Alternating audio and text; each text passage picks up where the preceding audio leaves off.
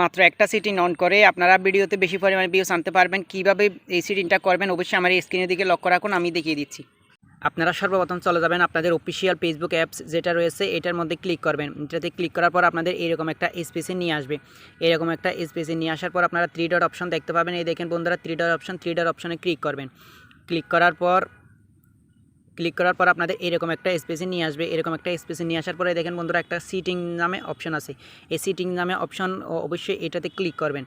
এটাতে ক্লিক করার পর আপনাদের এরকম একটা ইন্টারফেসে নিয়ে আসবে। এরকম একটা ইন্টারফেসে নিয়ে আসার পর আপনারা এখানে দেখতে পাবেন অনেকগুলো অপশন থাকবে। ওই অনেকগুলো অপশনের মধ্যে দেখেন বন্ধুরা কতগুলো অপশন, এতগুলো অপশন দরকার নেই আপনাদের দেখার।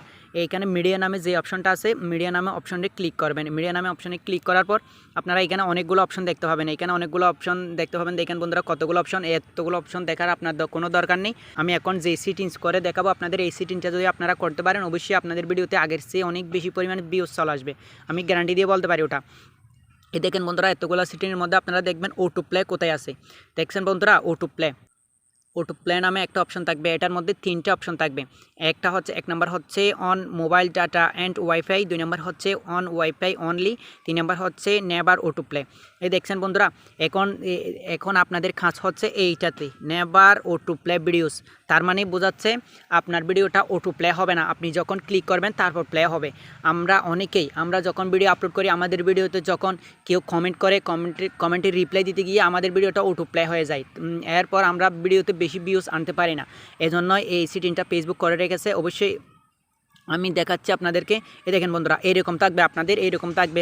আপনারা যারা এখনও পর্যন্ত অটো প্লে সেটিংটা করেন নাই তাদের রাইট মার্ক থাকবে এইখানে। এটাতেও ক্লিক করবেন না, এটাতেও ক্লিক করবেন না, সোজাসুজি আপনারা কী করবেন এই লাস্ট যেটা নেভার অটো প্লে ভিডিওস যেটা আছে এটাতে টিক মার্ক করে দিবেন। এই দেখেন বন্ধুরা আমি টিক মার্ক করে দিচ্ছি, ঠিক আছে।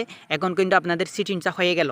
এই সেটিং করার মাধ্যমে আপনারা আপনাদের ভিডিওতে আগের চেয়ে অনেক বেশি পরিমাণ ভিউজ আনতে পারবেন। আপনারা যখন কমেন্টে রিপ্লাই দিতে যাবেন আপনাদের কমেন্টের রিপ্লাই দেওয়ার সাথে সাথে আপনাদের ভিডিওতে আগে প্লে হয়ে যেত, এখন কিন্তু প্লে হবে না, ঠিক আছে। আপনারা নিশ্চিন্তে কী করতে পারেন, নিশ্চিন্তে কমেন্টে রিপ্লাই দিতে পারেন। দেখেন বন্ধুরা আমি আবারও দেখাচ্ছি। দেখেন মিডিয়াতে ক্লিক করলে দেখেন অটো প্লেতে দেখেন নেভার অটো প্লে ভিডিওস আমি দেখাচ্ছি। দেখেন বন্ধুরা নেভার অটো প্লে ভিডিওসে রাইট মার্ক রয়েছে। এখন কিন্তু আমাদের ভিডিওটা আর অটো প্লে হবে না। আমি দেখাচ্ছি কিন্তু আপনাদের সামনে যে ভিডিওটা আসবে ওই ভিডিওটাও অটো প্লে হবে না, আপনি যখন ক্লিক করবেন সাথে সাথেই প্লে হবে। এই সেটিং করার কারণে আপনারা অনেক বেশি পরিমাণ এমবিও বাঁচাতে পারবেন।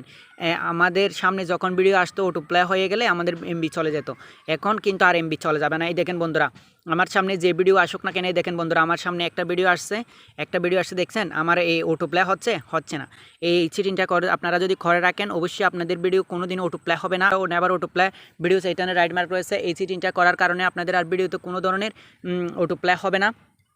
আমার এই ভিডিওটা যদি ভালো লাগে থাকে অবশ্যই শেয়ার করে দিবেন এবং আমার পেজটা ফলো করে পাশে থাকবেন। ধন্যবাদ। আসসালামু আলাইকুম।